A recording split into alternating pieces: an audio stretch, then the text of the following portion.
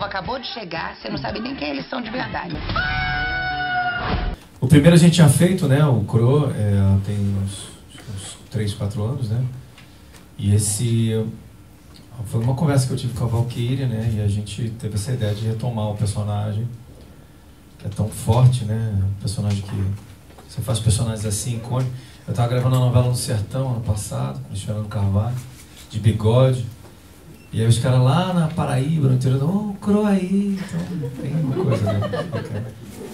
Mas assim, então eu procuro também fazer esse personagem episodicamente, né? Também em cinema, nunca num seriado, uma coisa assim. Acho que é um personagem que tem que ser de vez em quando. Mas é muito forte, ele é impressionante como ontem, eu vendo a sessão ontem, como é que agrada as crianças, né? As crianças amam o CRO. Ele tem uma coisa ingênua nele que é muito legal. E eu acho que esse filme está mais leve que o primeiro. Quem assistiu o primeiro poder ver essa diferença. Esse filme é mais leve que o primeiro, acho que é mais divertido. E ele se comunica mais com o público, eu acho. A gente fez esse filme ele é feito para o grande público. A gente quer atingir os filmes do Hassum, da Ingrid Guimarães, a gente quer pegar esse público, classe C, D, a gente quer falar com essas pessoas todas, e eu acho que é um filme que não deixa nada a desejar. As comédias brasileiras que estão aí hoje em dia, que eu acho que está difícil levar o público ao cinema, né? A gente vê que o cinema está passando por então a gente poder, a própria imagem, né, está entrando com muita cópia, né? Globo Filmes, né, apoiando aí com a divulgação maciça, porque a gente quer realmente que esse filme seja visto, né?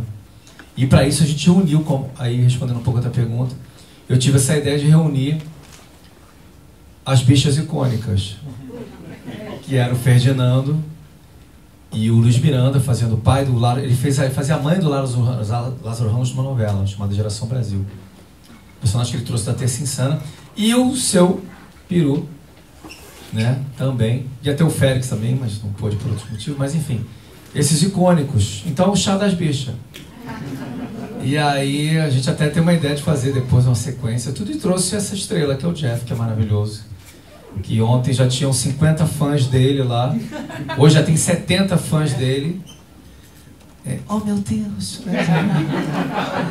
E e o Jeff já dá uma palhinha lá das brincadeiras dele. Então o público curtiu. E tem a Jojo Todinho, tem o Pablo Vittar, a gente botou Fabiana Carla, que é uma gênia de comédia, e Dona Arlete Salles, né? Que você vê que tudo que ela faz o público ria. A cada momento que a Arlete Salles, a gente lê um texto e dá para a Arlete ler, a gente tem uma outra visão da comédia que a gente não tinha pensado. Então, quando você tem um ator nesse nível, entendeu? Ele fornece toda uma estrutura, né, pro trabalho que é indiscutível. Então, eu acho que foi uma parceria muito feliz. Trouxe um Marcelo Serrado mais maduro, com mais conhecimento da comédia, com um personagem... Um pouco mais gordo, né, também? Não, né, mas isso é o que menos importa. Eu vou levantar, eu vou sair. Amor, não foi em relação a você, tá falando de mim. Eu tô achando, o que eu tô fazendo aqui? Não vai dar assim.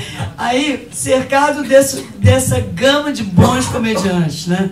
Fabiana, Arlete, Tonico Pereira, né? E por aí vai, o próprio Jefferson aqui, Rosi, né? Rosi fazendo uma coisa mais séria. Eu pedi para ela, por favor, Rosi, eu preciso que você seja mãe do CRO. Menos a Thaís. Menos a Thaís. Ele é muito discreta, uma governanta, né? Uma pessoa que toma conta dele. Ou seja, chega a mãe e ela já se considerava mãe. Então, né, aí já está o conflito. O resto vocês já viram, já assistiram, já sabem de tudo. Então, essa mudança que dá realmente é brusca para todo mundo, inclusive para mim, de repente mais pessoas me conhecerem, mas eu me formei em teatro em 2007, então eu tô com 31 anos, tem 11 anos que tô aí trabalhando e tal, então tem uma coisa que acho que dá um desbloqueio da vida de repente, e tudo meio que acontece junto, sabe? Tem gente que está há 30 anos trabalhando e não... então, eu acho que claro que aqui é uma conversa mais despojada, mas eu acho que tem um pouco a ver com espiritualidade e tal, dá uma desbloqueada, assim, uma hora o negócio vai, sabe? Então, às vezes você fica tentando, por exemplo, essas vozes que eu faço, tem 4... Hã? Kate?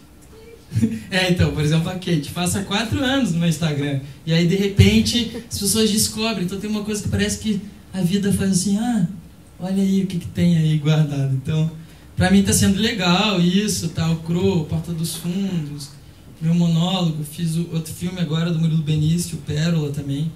E tô feliz, nem sei se eu te respondi, mas assim... É isso, um panorama aí do que eu tô sentindo. A gente trabalhou muito a coisa do figurino, dos cenários, foi tudo muito pensado para que a gente não caísse no estereótipo, para que o Cro fosse uma pessoa real, estivesse próximo das pessoas. Então a gente tomou muito cuidado, entendeu, em tudo. Nós fizemos muitas leituras, sabe? A gente teve uma preocupação muito grande, sabe, de ser muito correto na maneira, nos diálogos do texto, nos diálogos. E assim, acho que nesse sentido também o papel, como a Sininha falou da Rosi, é muito significativo e importante para dar, quer dizer, puxar o Cro, fazer o contraponto. Na realidade, o que me encantava no Underwheel era exatamente essa coisa solar. Eu acho que ele é um personagem solar, entendeu? O Cro é um personagem solar, é um personagem feliz. E, como todo palhaço, tem uma tristeza dentro dele. Então, eu acho que é isso que a gente... Assim que a gente consegue, pelo menos tenta, né? Colocar as duas vertentes da mesma história. E aí, no caso, a direção de arte da Valquíria, assim como os figurinos da Sônia Soares, trouxeram essa coisa. A gente queria, né, que a casa dele não fosse uma bichice só, mas que ele trouxesse no figurino dele as características, né, de um homem. Um homem gay tem bom gosto, né, gente? A gente tem que tirar o chapéu. Né? Eu entende de tudo, sabe de tudo, sabe de tudo, né? Entende de tudo. Mesmo ele errando francês, mesmo ele tentando falar francês. Né? Absurdo. Todos os loucos cantando uma música. Isso é muito legal falar, que você tá falando, que ela deixava essas loucuras, né? Então ela, como diretora muito generosa, ela deixava só. A Arlete criou uma coisa que, hoje que DJ, não sei se vocês viram, mas que DJ. E o Cro começa a dançar aquilo do nada, acha aquilo o máximo. É tão absurdo aquilo, parece meio. Sabe aquela com Monty Python, quando o Monty Python, sketch do Monty Python, que eles fazem uma coisa que não tem nada a ver, vão para outro lugar. Então tem uma coisa meio ali, meio. Tudo foi assim, muito feito assim, em família. Eu sempre fui uma diretora de televisão que fiz seriados familiares, de famílias normais e disfuncionais, né? Passando por todo tipo, né? Porque Miguel Falabella passeia muito por esse universo. Então foi muito bom. Quando a Valquíria me chamou, o que me encantou, porque era um Cro em família. Também trazia essa coisa da família. E você ainda botou a sua estrela do pé na jaca no filme. Do pé na cova. Aquela piranha. Lembra daquela mulher doida? Só que ela falou, não podia falar piranha, não, eu falei piranha por causa das crianças, né? Porque para a censura ficar... Ela botou livre. Doida, né? Doida! Ela falava sozinha. Aí eu falei assim, não vou botar ela falando sozinha. Vou vir devagarzinho, vou revelar uma figura. Quem? A Bar do pé na cova. Trouxe ela. E Miguel Falabella autorizou, né? Porque é dele. Autorizou, porque é dele, né? Mas ele autorizou, todo mundo autorizou tudo. Sem problema nenhum. Tá lá o seu peru autorizado pela escolinha, né? Tá lá, todo mundo que tá lá tá autorizado. Porque o Cro autoriza tudo. Eu sempre adorei esse personagem, realmente é um personagem icônico e é muito legal, a gente sabe que a gente acaba atingindo coisas que a gente nem imagina, né? Os arquétipos, o inconsciente, e a criança, né? Essa coisa da criança gostar, isso repercute muito. E aí quando eles me chamaram, eles falaram, olha, Rosi, é tudo sério, porque é a mãe, porque não sei o quê. E eu e o Jefferson somos aquela coisa que colhe, e que acolhe o Cro na vida dele, nesse sentimento de estar em casa, de se sentir bem, de ser cuidado, né? A gente cuida dele. Então a gente quis dar esse caráter de amor, de carinho, de afeto que ele tem, né, por esses personagens todos que se preocupam com ele, e foi... Eu até brincava com o Marcelo. Marcelo, que eu posso falar? Não, você tem que ser muito séria, muito não sei o que lá. Eu achei ótimo. Menos, menos. Então foi muito legal, porque esse contraste é interessante também, né? E nem porque eu estou fazendo uma novela agora. Ela é muito séria e eu já vou começar a fazer umas palhaçadas. Porque o público gosta de palhaçada, né?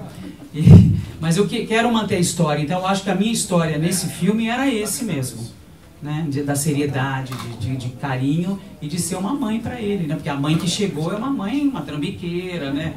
Uma coisa... Você se emociona no filme, chora, lágrimas e tudo. Antes, eu já tinha trabalhado com ela há muitos anos atrás, no Avassaladoras, que vamos voltar aí com 2. Mas assim, ela virou a mãe não só interpretando, ela cuidava do set, sabe? Ela ajudava.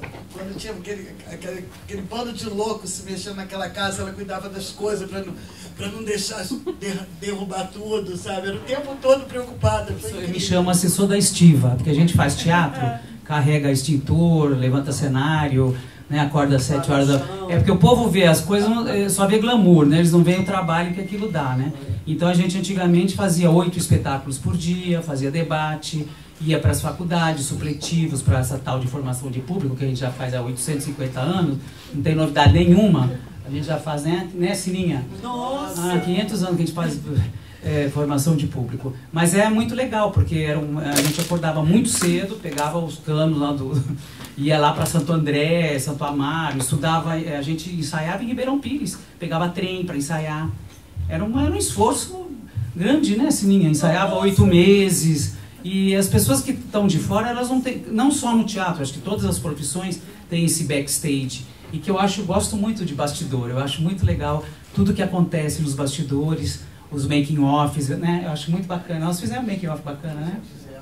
Eu tenho um filme para lançar, que é uma outra história, que é Uma Pitada de Sorte, que antes da Raíza ter a Rainha da Cocada, ela é minha amiga pessoal.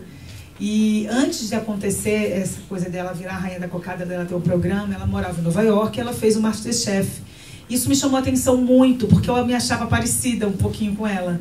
E aí alguém me mostrou, e aí daí partiu a minha vontade de fazer um filme nesse universo de culinária, nessa pegada. E aí, quando surgiu o convite para a gente fazer realmente Uma Pitada de Sorte, é claro que eu quis me inspirar muito nela, mas como não é um filme que depende de mim, eu não produzo o filme, eu não tinha muito voz ativa, porque foi um convite, eu participei, sim, mas tem um limite, né? Eu não podia pedir para que fosse fielmente como eu imaginei na minha cabeça. Então eu fiz algumas coisas, eu acho que tem alguns trejeitos, me inspirei, vi alguma coisa, mas foi bom assim, para inspirar o mote, mas acabou que não ficou muito... Virou uma outra coisa, mas a Pérola ficou particular, que é o nome da minha personagem. Foi legal, porque me inspirou sim, mas a gente aproveitou o que pôde e ela realmente é a minha inspiração. Eu sou muito sua fã, admiro demais sua postura. Cru em Família. Gente, show do Village People, hein? Adoro! Eu estava de folga no Corpo de Bombeiros naquela tarde. Foi então que eu olhei para cima e vi o bombeiro Brian.